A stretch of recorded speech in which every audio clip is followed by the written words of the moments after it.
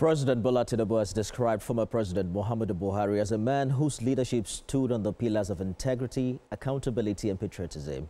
President Tinubu was represented by Secretary to the Government of the Federation, George Akume, at the book launch of According to the President by the former Senior Special Assistant Media and Publicity, Garba Shehu. Senior reporter Ademola Lawrence was there.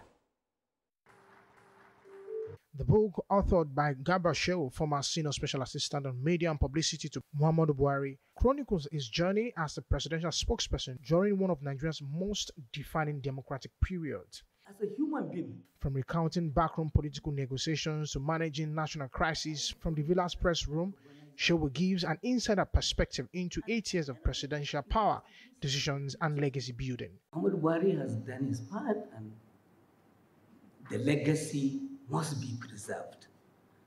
This is a country that forgets too often. We are bedeviled by amnesia. The moment you go, they forget about you and they move on. So we must continue to preserve the legacy and keep the records of former leaders.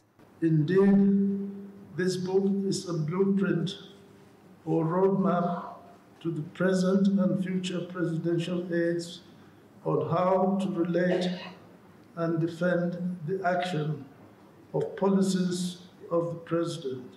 He says categorically that he set out to write not an autobiography, but a textbook for those who will in the future be media advisors and practitioners in the prestigious but often difficult, sometimes treacherous terrain of politics and governance at the highest levels.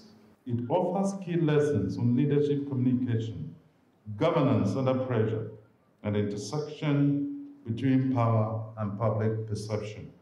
The book doesn't just reflect on the man, President Buhari, but also raises questions about leadership, loyalty, and the power of narrative in governance. I remember one of the days when I went and briefed him, and I told him that I was shutting down the country.